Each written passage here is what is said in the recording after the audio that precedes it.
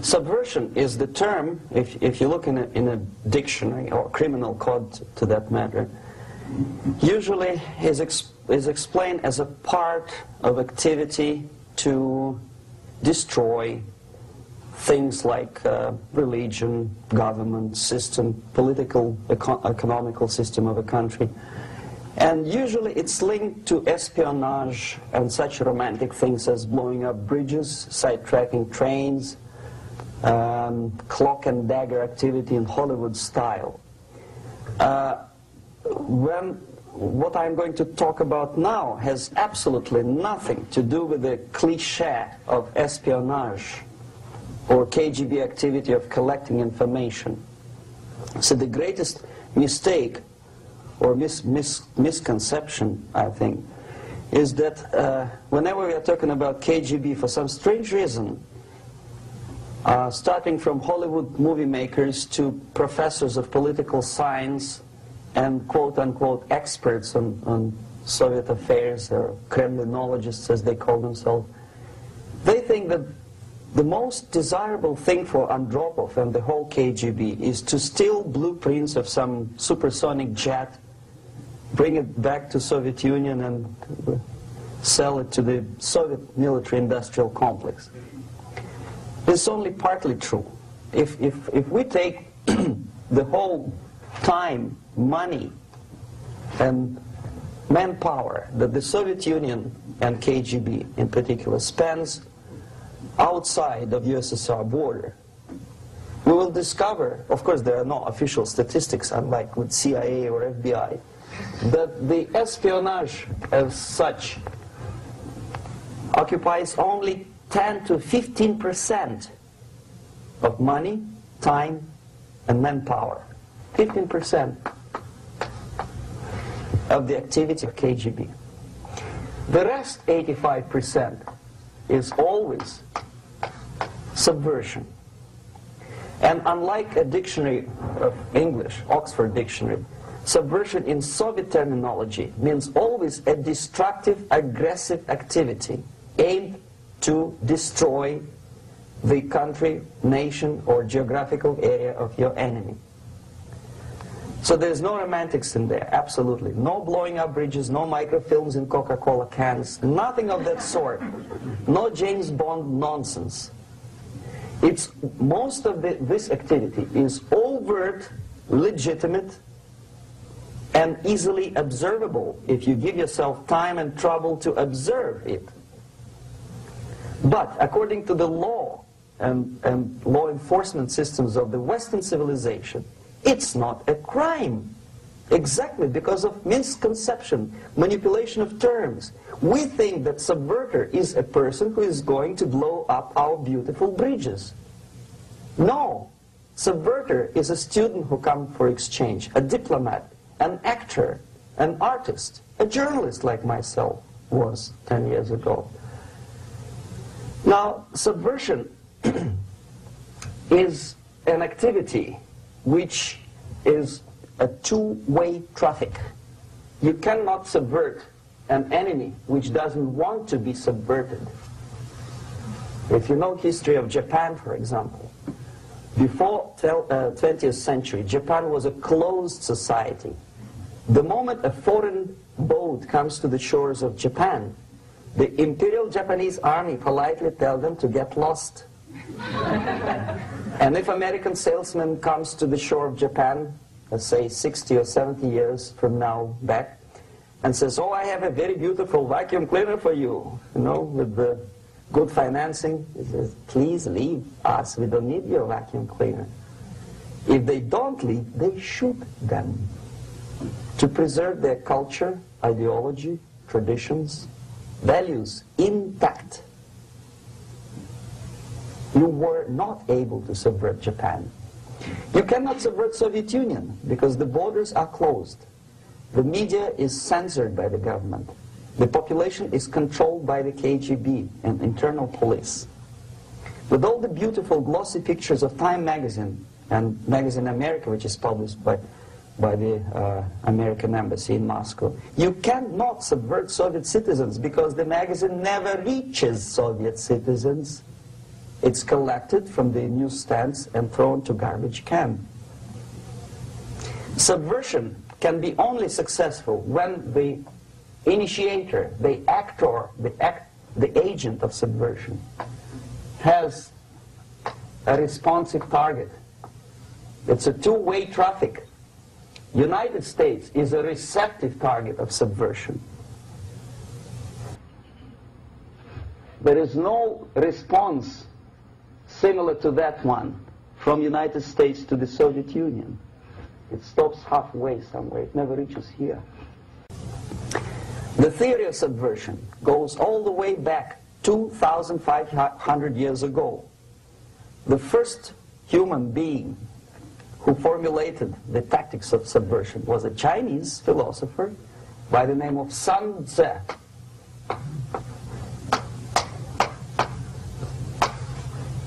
2,500 years BC. He was an advisor for several imperial courts in ancient China. And he said, after long meditation, that to implement state policy in a warlike manner, it's the most counterproductive, barbaric, and inefficient to fight on a battlefield. You know that war is continuation of state policy, right? So if you want successfully to implement your state policy, and you start fighting, this is the most idiotic way to do it. The highest art of warfare is not to fight at all, but to subvert anything of value in the country of your enemy, until such time that the perception of reality of your enemy is screwed up to such an extent that he does not perceive you as an enemy, and that your system, your civilization, and your ambitions look to your enemy as an alternative, if not desirable, then at least feasible. Better red than dead. That's the ultimate purpose, the final stage of subversion, after which you can simply take your enemy without a single shot being fired, if the subversion is successful. This is basically what subversion is. As you see, not a single mentioning of blowing up bridges. Of course, Sun Tzu didn't know about blowing up bridges. Maybe there were not that many bridges at that time. But the basics of subversion is being taught to every student of KGB school in USSR and to officers of military academies. I'm not sure if the same author is included in the list of reading for American officers, to say nothing about ordinary students of political science. I had difficulty to find the translation of Sun Tzu in the library of a university in Toronto and later on here in Los Angeles. But it's a book which is not available. It is forced to every student in USSR. Every student who is taught to be dealing further in his future career with foreigners. What subversion is? Basically, it consists of 4 periods, time-wise. If we start from here and go this way, time, right? This is the beginning point. The first stage of subversion is the process which is called, basically, demoralization. It says for itself what it is.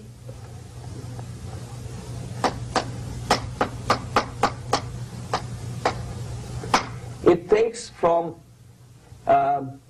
say, 15 to 20 years to demoralize a society. Why 15 or 20 years? This is the time sufficient to educate one generation of students or children. One generation, one lifetime span of a person, a human being, which is dedicated to study, to shaping up the outlook, ideology, personality. No more, no less. Usually it takes from 15 to 20 years. What it includes? It includes influencing, or by various methods, infiltration, propaganda methods, direct contacts, doesn't really matter. I will describe them later. Of various areas where public opinion is formulated or shaped. Religion, educational system, social life, administration, law enforcement system, military, of course, and labor and employer relations, economy. Okay? 5 areas. I will not write them down because we will not have enough space. Sometimes when I describe all the methods, students ask me question, are you sure this is the result of the Soviet influence? Not necessarily. You see, the tactic of subversion, about which I'm talking, is similar to the martial art, the Japanese martial art. If some of you are familiar with that tactic, probably you will remember that if an enemy is bigger and heavier than yourself, it would be very painful to resist his direct strike. If a heavier person wants to strike me in the face, it would be very naive and counterproductive to stop his blow. The Chinese and Japanese judo art tells us what to do. First to avoid the strike, then to grab the fist and continue his movement in the direction where it was before, right? Until the enemy crashes in the wall. You see? So, what happens here? The target country obviously does something wrong. If it's a free democratic society, there are many different movements within the society. There are obviously, in every society, there are people who are against this society. They may be simple criminals, ideologically in disagreement with the state policy, conscientious enemies, simply psychotic personalities who are against anything. Right? And finally, there are a small group of agents of a foreign nation, bought, subverted, recruited. Right? The moment all these movements will be directed in one direction, right? This is the time to catch that movement and to continue it until the movement forces the whole society into collapse, into crisis, right? So that's exactly the martial art tactic. We don't stop an enemy. We let him go. We help him to go in the direction we want them to go. Okay? So, on the stage of demoralization, obviously there are tendencies in each society, in each country, which are going to opposite direction from the basic moral values and principles. To take advantage of these movements, to capitalize on them, is the main purpose of the originator of subversion. So we have religion, we have education, we have social life, we have power structure, we have labor relations, unions, and finally we have law and order. 1, 2, 3, 4, 5, 6. Okay? These are the areas of application of subversion. What it means exactly? In case of religion, destroy it, ridicule it, replace it with various sects, cults, which bring people's attention, faith, whether it is naive, primitive, doesn't really matter.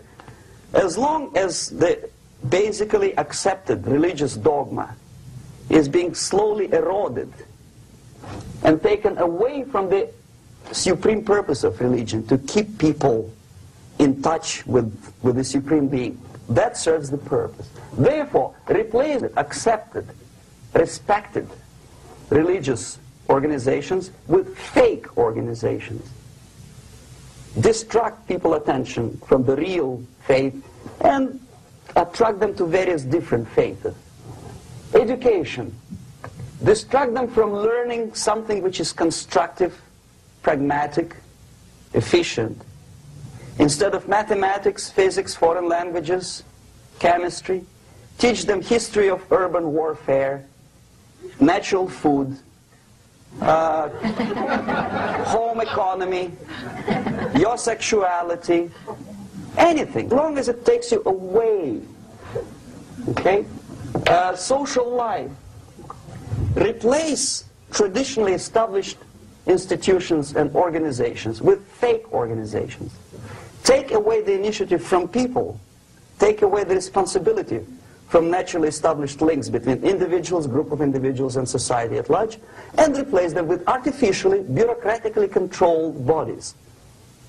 Instead of social life and friendship between neighbors, establish social workers institutions. People who are on payroll of whom? Society? No. Bureaucracy. The main concern of social workers is not your family, not you, not social relations between groups of people. The main concern is to get the paycheck from the government. What will be the result of their social work doesn't really matter. They can develop all kind of concepts to show to the government and to the people that they're useful. Okay, away from the natural links. Power structure.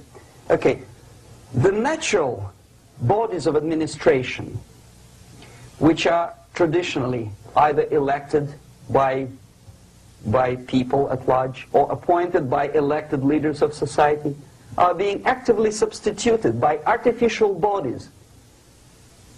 The bodies of people, groups of people, whom nobody elected. Never. As a matter of fact, most of the people don't like them at all, and yet they exist. One of such group is media. Who elected them? How come they have so much power? Almost monopolistic power on your mind. They can rape your mind. But who elected them? How come they have a nerve to decide what is good and what is bad for the elected by you, president, and his administration? Who the hell are they? Spiro Agnew, who was hated by the liberal left, called them a bunch of enfeebled snobs. And that's exactly what they are. They think they know. They don't. The level of mediocrity. In a big establishment like New York Times, Los Angeles Times, major television network, you don't have to be excellent journalist. You have to be exactly a mediocre journalist. That's easier to survive. There's no competition anymore. You have your good, nice income, $100,000 a year. That's it. Whether you're better or worse doesn't really matter anymore. As soon as you're smiling to the camera and do your job. That's it. No more competition. Power structure slowly is eroded by the bodies and groups of people who do not have neither qualification nor the will of people to keep them in power, and yet they do have power. Okay. Together with that, there is another process. Law enforcement, law and order organization and structure is being eroded.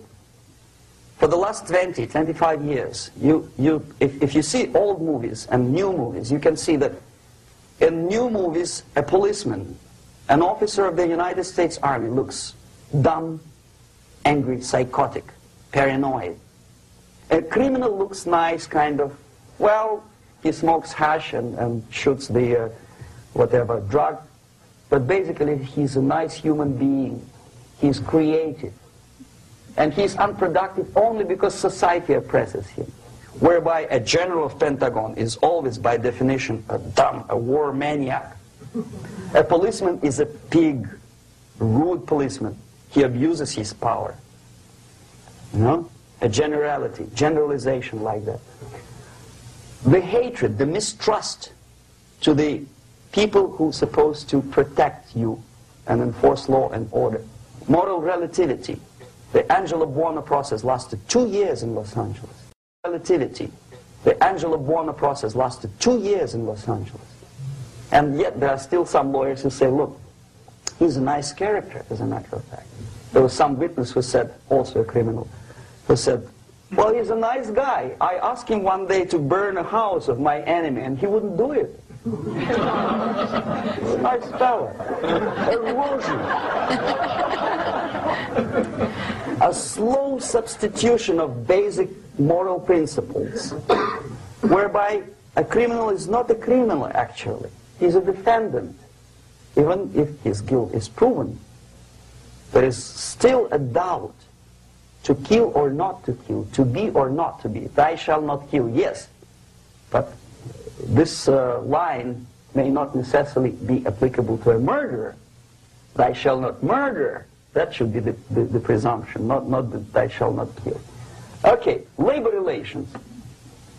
At this stage, within 15 to 20 years, we destroy the traditionally established links of bargaining between employer and employee. The classical Marxist-Leninist theory of natural exchange of goods. Person A has 5 sacks of grain and person B has 5 pairs of shoes. And the natural exchange without money is when they bargain between each other. And only with the introduction of the third force, C, an entirely third foreign stranger who says, no, don't give him 5 sacks of grain, give it to me, and you give me your 5 pairs of shoes, and I will distribute it accordingly, so that the economy will go. This is the death of natural exchange, and death of natural bargaining. Well, trade unions were established 100 years ago. The objective was to improve working conditions and to protect the rights of workers from those employers who were abusing their right because they had more money. Objectively, at that time, initially, the trade union movement did work. What we see now is that the bargaining process is no longer resulting in the compromise, which is leading objectively to betterment of working conditions and increase of salary. What we see is that after each prolonged strike, the workers lose. Even if they have 10% increase of their salaries, they cannot catch up due to inflation and due to missed time. More than that, millions of people suffer from that strike because the economy now is interdependent. It's intertwined like one body. If previously steel workers, say 100 years ago, could strike and nobody would suffer, now it's impossible anymore. If a garbage collector strikes today, the rest of the multi-million city is stinking. I mean, there's no more service. In Quebec, for example, we had the electricians who were on strike in the middle of winter. You can freeze your bottom, and they still were on strike. Did they catch up with the salary? No, they lost. Who benefited? The leaders of trade unions. What is the motivation for strike? Improving of a workers' condition? No, obviously it's not. Then what is it? Ideology. To prove to these capitalists. And the obedient horde of workers, like sheep, follow these people. And they cannot disobey. Why? Because if they do, you know what happens to them. Pickets, murders, shooting truck drivers by picketers. In Montreal, for example, I saw with my own eyes when I was correspondent of CBC, International, Canadian Broadcasting Corporation, when the workers of aircraft factory destroyed computers and the equipment in the factory. And the administration employed strike breakers. Their cars were turned upside down and burned. Their houses were burned. Their kids were intimidated. And some victims were there. Of that you can be sure. Why? To improve conditions of workers? No. Ideology. Okay, so this is what happens basically. It may or may not happen without the help of the Soviet Union. But the natural tendencies are being greatly taken advantage of and capitalized by the Soviet propaganda systems. How? Whenever trade union strikes, we have influx of propaganda, mass media, ideological dissemination. The workers' right, and we repeat it like parrots. Yes, workers' right. Whose rights? Workers? No. The only freedom of worker to sell his labor according to his own desire and will is taken away from him. By whom? By trade union boss. Unlimited power is given. Responsibility. I want to sell my labor not for $2.50 an hour, but for $2. I don't have right. My freedom is denied to me. I know that if I sell my work for $2 an hour, not for $3 an hour, I will compete better with the other guy who is lazy and more greedy. I don't need $3. I need only $2. No, I was made to believe by media, by business, by advertising agencies that I need more and more and more. Have you ever heard any advertising on TV to consume less? No. No way. Whether you need a six-cylinder car or not, you have to buy it. And hurry up. When I was driving here, on the local radio station, an excited announcer said, "You hurry up, rush and save, save, save. There is a pantyhose sale."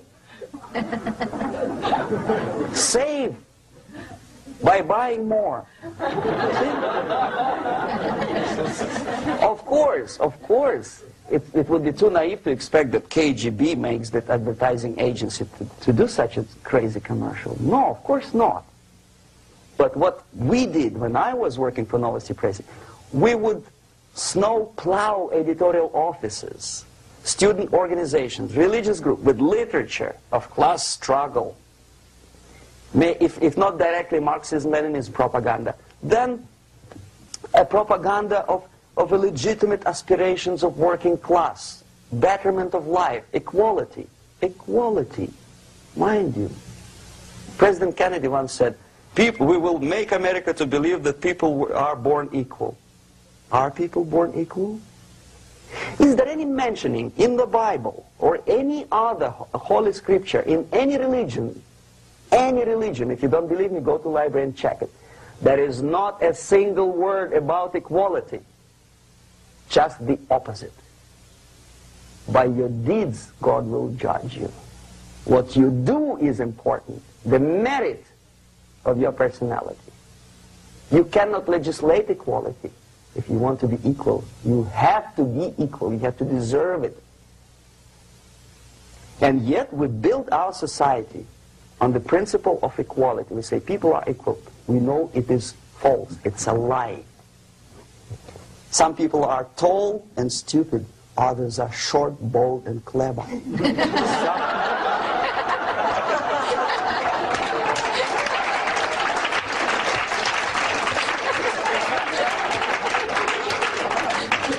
If we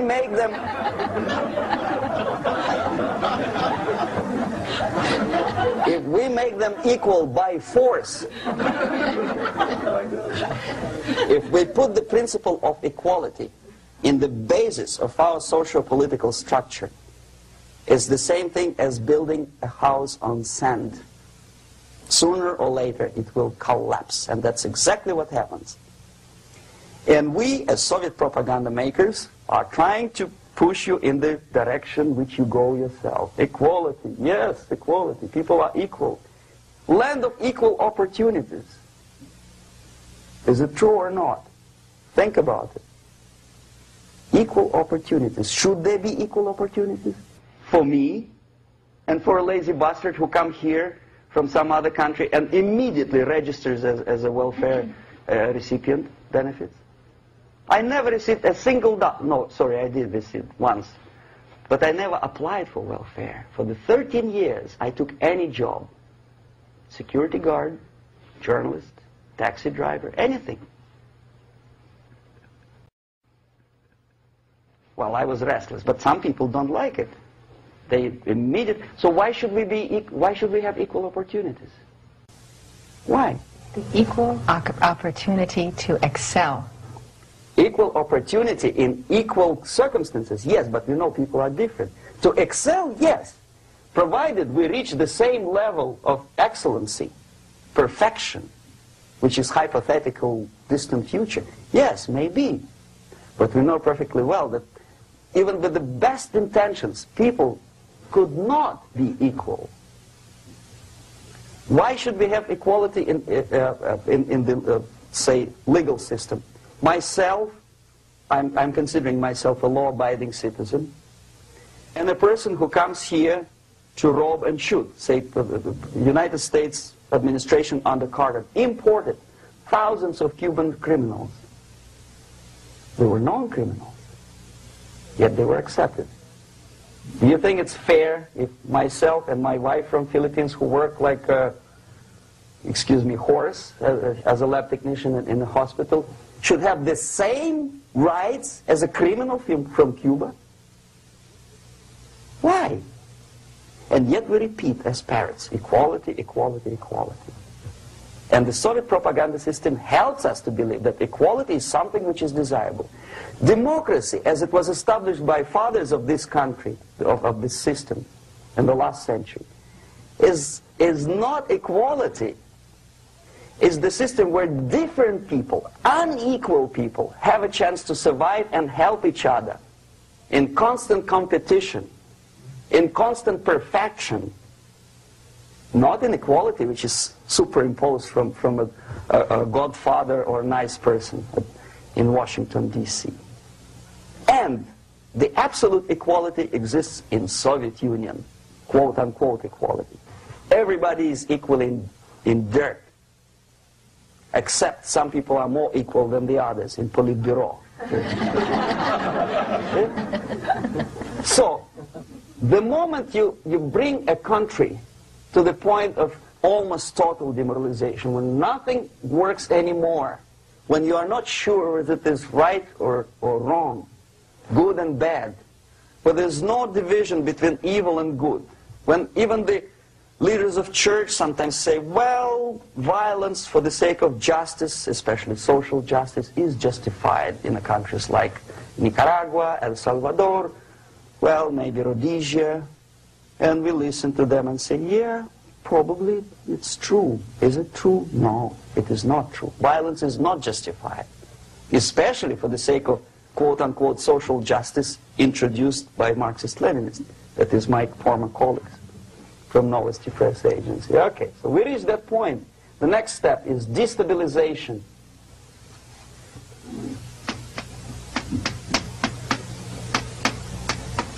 Again, this word says for itself what it is. To destabilize all the relations, all the accepted institutions and organizations in a country of your enemy.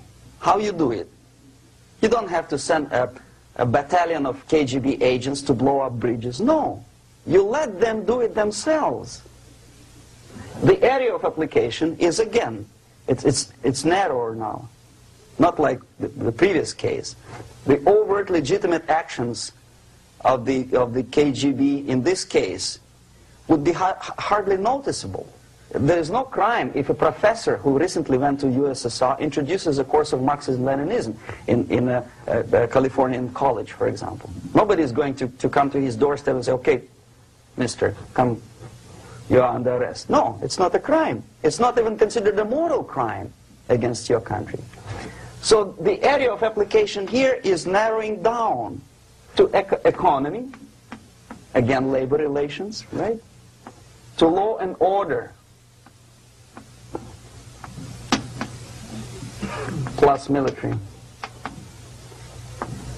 And economy, law and order. Yes, and again the media, but wider scope, a little bit different. I'll explain it later. Okay, basically 3 areas. Economy. The radicalization of bargaining process. If on that stage we still could achieve, theoretically, some positive compromise between the negotiating sides with say, the arbitrary, introduction of arbitrary judges, a third side, objectively judging the demands of both sides. Here it's radicalization. On the stage of destabilization, we cannot come to compromise even within a family. The husband and wife couldn't figure out which is better. Husband wants his kids to eat at the table, and wife wants a child to roam around the room and drop food all over the floor. They cannot come to compromise unless they start a fight. It's impossible to reach a compromise, constructive compromise, between neighbors. Some people say, I don't like you to watering your lawn at that time because exactly at that time I'm walking my dog and he's getting nervous. He cannot pass his bowels, you know. So they cannot compromise. They go to a civil court or something like that. radicalization of human relations. No more compromise. Fight, fight, fight. The normal, traditionally accepted relations are destabilized. The relations between teachers and students in schools and colleges. Fight. The relations between, in economical sphere, between laborers and employers are further radicalized. No more acceptance of the legitimacy of demands of workers. Unlike Japanese, with the theory Z, if you ever heard about it, where the workers are involved in the decision-making process, therefore they don't have moral incentive to fight their bosses. In the United States, it's just the opposite. The harder is the fight, the better. The more heroic they look. When the Greyhound network was on strike recently, the correspondents of local TV networks all over the United States were approaching the strikers, and they say, oh yes, we are doing something nice. They look like heroes, and they were proud. There was some family, the husband was bus driver. Now they decided in a protest against the bosses to camp somewhere in the forest. And they were presented to the audience as a heroic, nice people. You see? The violent clashes between passengers, picketers, and the strikers are presented as something normal. 10, 15, 20 years ago, we would be angry, say, why so much hatred? Today we are not. We say, well, commonplace. Radicalization, militarization sometimes. As I explained on that stage, I took a step a little bit further. Shooting people. Okay, law and order now also is pushed into the area where previously people settled their differences peacefully and legitimately. Now we are getting, with this court cases, in the smallest irrelevant cases, we cannot solve our problems anymore. The society at large becomes more and more antagonistic between individuals, between groups of individuals, and the society at large. The media puts himself in the opposition to the society in general, at large. Separate, alienated. Okay? On that stage, you remember I was talking a couple of hours ago about the sleepers. That's when the students from, say, United States, if they are trained in Lumumba University, or developing nations, that's the students I was dealing with, are being sent back from the Soviet Union here. Or if they were already in the United States, in the country which is the object of subversion, they spring to action. The sleepers go up. They slept for 15 to 20 years. Now they become leaders of groups, preachers, I don't know, public figures. Prominently they actively include themselves in a political process. All of a sudden we see a homosexual. 15 years ago he did his dirty job and nobody cared. Now he makes it a political issue. A political issue. He demands recognition, respect, human rights, and he rallies a large group of people. And there are violent clashes between him and police, his group and ordinary people, no matter what. It's black against white, yellows against green, doesn't matter where the division line goes. As long as this group come into antagonistic clash, sometimes militantly, sometimes with firearms, that is destabilization process.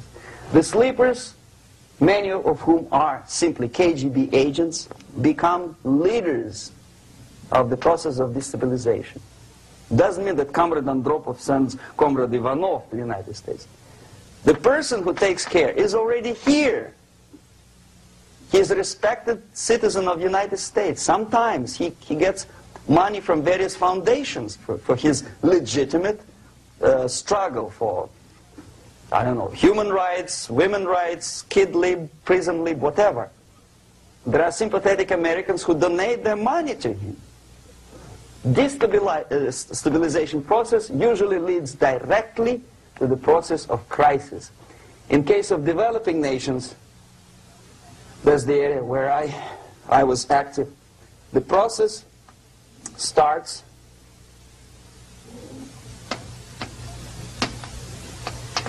when the legitimate bodies of power, the social structure collapse. It cannot function anymore. So instead, we have artificial body injected into society, such as non-elected committees. You remember I was talking about them here. Social workers who are not elected by people, media who are self-appointed rulers of your opinion, some strange groups which claim that they know how to lead society forward. They don't usually. All they care is how to collect donations and sell their own concocted ideology, mixture of religion and ideology. Here, we have all this artificial body claiming power. If the power is denied to them, they take it by force. In case of Iran, for example, all of a sudden we have revolutionary committees. What kind of revolution? There was no revolution yet, and yet they had the committees. They were taking power of judgment. They had the power of execution, they had the power of legislation, and that they had the power of judicial. All of them combined in one person, who is half-baked intellectual, sometimes graduated from Harvard University or Berkeley. He comes back to his country and he thinks that he knows the answer to all the social, economical problems. Okay? Crisis is when society cannot function any more productively. It collapses, obviously. That's the word for crisis. So therefore, the population at large is looking for a savior. The religious groups are expecting a Messiah to come. The workers say, we have family to feed. Let's have a strong government, maybe socialist government, centralized. When somebody put the employers on their place and let us work. We are sick and tired of going to strike and missing overtime and all that stuff. We need some strong man, strong government, a leader, a savior is needed. Population is sick and tired already. And here we are. We have a savior. Either a foreign nation comes in, or the local group of leftists, Marxists, no matter what they call themselves, Sandinista, a reverend or of some sort, Bishop Muzureva, like in Zimbabwe, doesn't matter. A savior comes and says, I will lead you. So we have two alternatives here. Civil war and invasion. Okay? See how it goes? Civil war, we know what it is. Lebanon is the best example. The civil war, which was artificially implanted in Lebanon by injection of force of PLO, Palestinian Liberation Organization. Invasion we have in many other countries like Afghanistan, name any East European country, it was invaded by the Soviet army. But the result is the same. The next stage is normalization. Normalization is a very ironic word, of course. It is borrowed from 1968 situation in Czechoslovakia, when the Soviet propaganda and after them New York Times declared the country is normalized. The tanks moved into Prague, so there is no more Prague Spring, there is no more violence. Normalization. At that stage, the self-appointed rulers of the society don't need any revolution anymore. They don't need any radicalism anymore. So this is the reverse from destabilization. Basically, it is stabilizing the country by force. So all the sleepers and activists and social workers and liberals and homosexuals and professors and Marxists and Leninists are being eliminated physically sometimes. They've done their job already. Okay? They are not needed anymore. The new rulers need stability to exploit the nation, to exploit the country, to take advantages of the victory. Okay? So no more revolutionaries, please. And that's exactly what happens in a number of countries. You remember Bangladesh? This is the crisis in which I was instrumental. First they had Mujibur Rahman. In 1971 he was the leader of People's Party, Awami League, with mustache like Stalin. He was in Russia many times. In 5 years he was shot by his former colleagues, Marxists. He fulfilled his function. In Afghanistan it happened 3 times. First there was Taraki, then there was Amin, now there's Babrak Karmal. They killed each other successively, one after another. The moment he fulfills his duty, the first one demoralized country, the second destabilized, the third one brought it to crisis. Goodbye, comrades. Babrak Karmal comes from Moscow and put into the seat of power. Same thing happened in Grenada recently. Maurice Bishop, Marxist, was killed by Austin, what's his name, General something, who was also a Marxist. Right? So no more revolutions, please. Normalization now. From now on, no more strikes, no more homosexuals, no more women lib, no more kid lib, no more lib, period. Good, solid, democratic, proletarian freedom. That's it. Now, to reverse this process takes enormous effort. When today, United States had to invade Grenada to reverse the process of subversion. Some people say, boy, this is not good, it's not kosher to invade the beautiful country, island of Grenada. Well, why didn't you stop the process here, when Grenada was just approached by leftists? Why not to prevent Maurice Bishop to come in power in the first place? Did Grenadians want him? Very questionable. They didn't know who was Maurice Bishop in the first place. He came to power by coup d'etat himself. Okay? No, we let the situation develop further and further and further until the crisis and normalization very soon. And then the United States decided to invade country, discovering that the country was absolutely a military base for the Soviet Union. Of course it's a drastic measure. Of course it's a pity that Marine Corps had to lose, what, 17 lives. Very bad. Why not to stop the process before it comes to crisis? Oh no, intellectuals will not let you. It's interference into domestic affairs. They're very careful not to let American administration to interfere in domestic affairs of Latin American countries. They don't mind Soviet Union interfere in these affairs. Okay. So to reverse this process, from here, it takes only and always military force. No other force on earth can reverse this process at this point. At this point, it does not take military invasion of the United States Army. It takes strong action, like in Chile.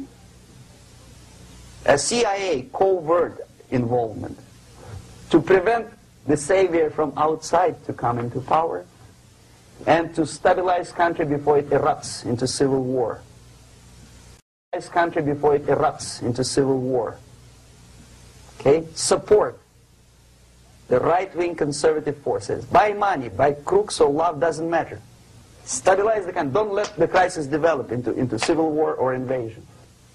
Oh no, your liberals will say it's against the law. The Congress will not appropriate money for covert actions of CIA. Why not? Should we wait till the normalization come and Soviet tanks land in Los Angeles airport? Now, at that point, at the point of destabilization, also the process could be reversed. Again, easily than this. No CIA involvement at this point. You know what it takes here?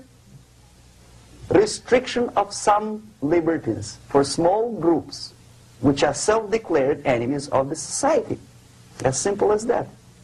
Oh no, the media and liberals will tell you this is against the American Constitution. How can we by force deny the civil rights to criminals, for example. It's not good. Okay? So we allow them to... Okay, if you allow the criminals to have civil rights, go on and bring the country to the crisis.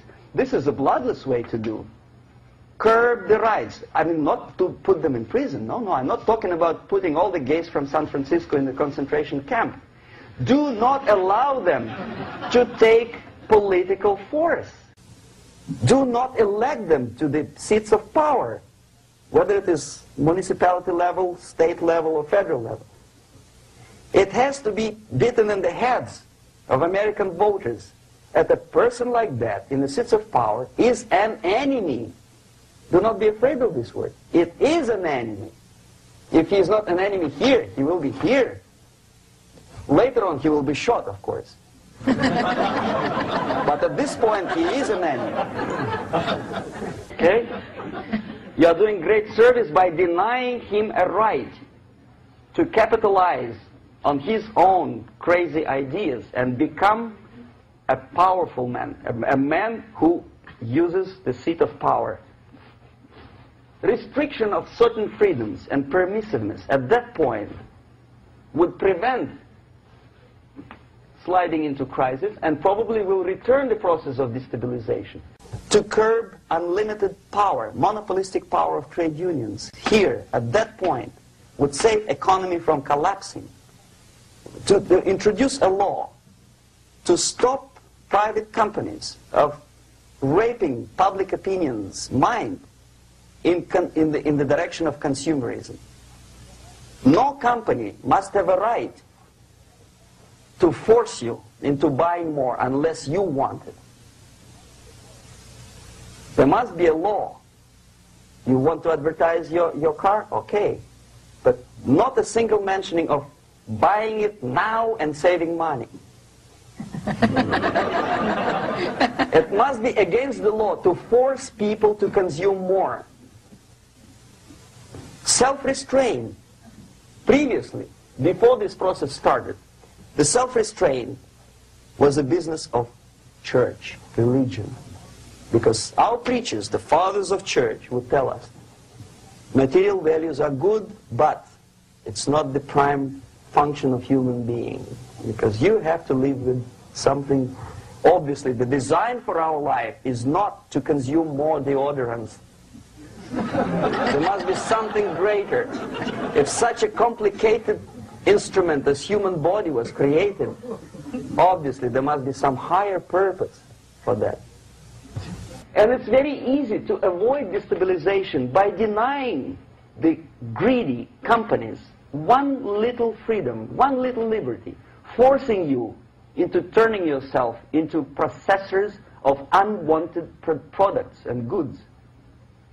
They turn you into machines, like the worm who there's inlet and outlet. So, and how long an average appliance lasts these days?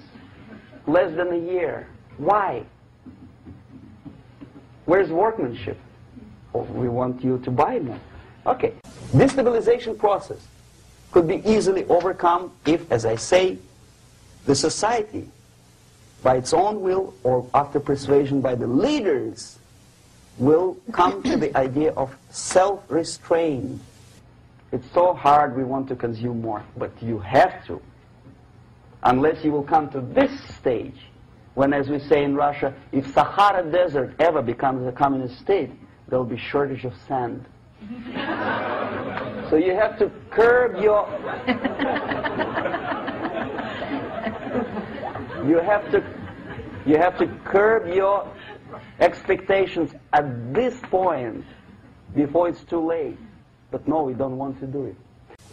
Demoralization process. Again, it's the easiest thing to reverse.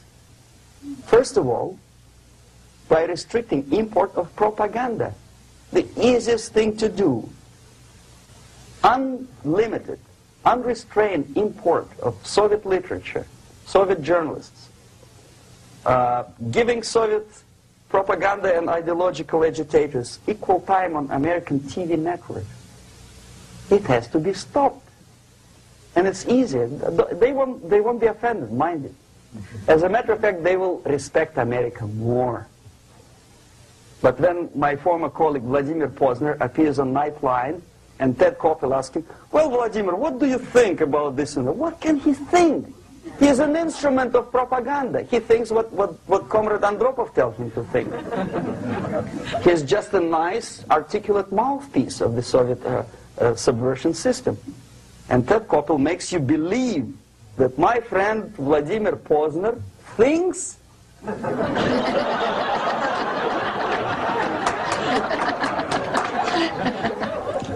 the process of demoralization may not have started at all if at that point the country, which is a recipient of subversion, actively, not violently, but actively, prevents importation of foreign ideology. I don't want America to follow the pattern of ancient Japan. You don't have to shoot every foreigner when it approaches the sacred borders of the United States. But when he offers you a junk in the disguise of very shiny something, you have to tell him, no, we have our own junk.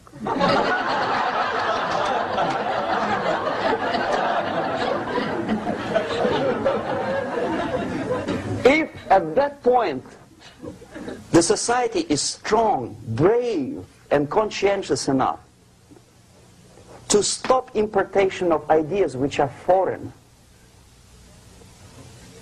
then the whole chain of events could be prevented. Recently I've been to the Philippines, and I was shocked how in big cities like Manila, children listen to deafening music.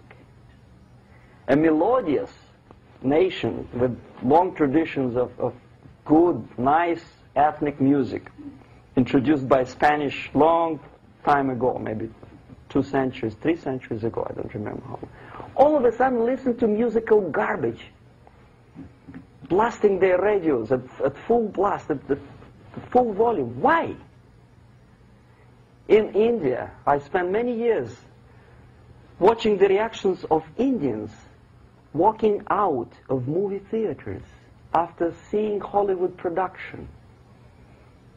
They couldn't figure out why Americans are so wasteful. They smash their cars, their shiny cars, every 5 minutes. How come they shoot each other for $500,000? Is it true that they're so obsessed with sex? Can you imagine showing a movie where each 5 minutes there's a copulation on the screen to a country like India with long tradition of respect to these private matters, or to Pakistan? And United States expect these people to respect you? No way. Oh yes, they will see the movie, they'll pay 5 rupees to see that garbage, but they walk out and will tell their kids, don't respect Americans, don't be like Americans. See? So, the process of demoralization could be stopped right here, both as an expert and as an import. And that takes one step, one very important thing to do. You don't have to expel all the KGB agents from Washington, D.C. The most difficult and at the same time the simplest answer to the subversion is to start it here and even before, by bringing back the society to religion, something that you cannot touch and eat and put on yourself, but something that rules society and makes it move and preserve it. A Soviet scientist, Shafarevich, who has nothing to do with religion, he is a computer scientist, did a very intensive research on the history of socialist countries. He calls socialist or communist any country with a centralized economy and a pyramidal style of power structure. And he discovered, actually he didn't discover it, he just brought to attention of his readers, that civilizations like Mohenjo-Daro in the river Indus area, like Egypt, like Maya, Incas, like Babylonian culture, collapsed and disappeared from the surface of Earth. The moment they lost religion, as simple as that, they disintegrated. Nobody remembers about them anymore. Well, distantly. So,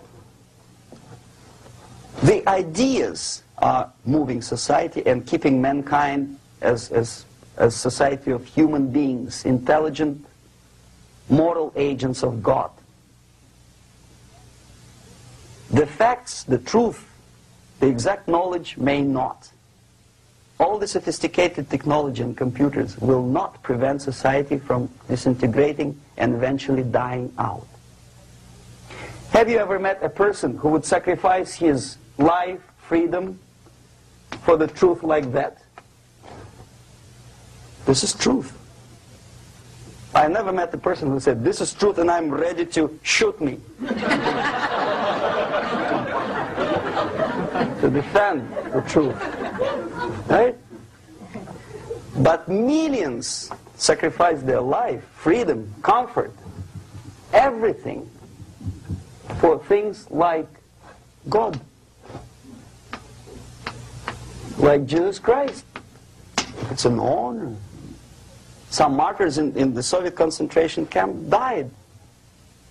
And they died in peace, unlike those who shouted, "Long live Stalin," knowing perfectly well that he may not live long. Something which is not material moves society and helps it to survive. And the other way around. The moment we turn into 2 by 2 is 4 and make it a guiding principle of our life, our existence, we die.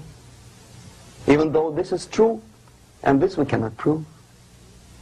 We only can feel and have faith in it. So the answer to ideological subversion, strangely enough, is very simple. You don't have to shoot people, you don't have to aim missiles and Pershings and cruise missiles at Andropov's headquarters. You simply have to have faith and prevent subversion. In other words, not to be a victim of subversion. Don't try to be a person who in judo is trying to smash your enemy and being caught by your hand. Don't strike like that. Strike with the power of your spirit and moral superiority. If you don't have that power, it's high time to develop it. And that's the only answer. That's it. Thank you.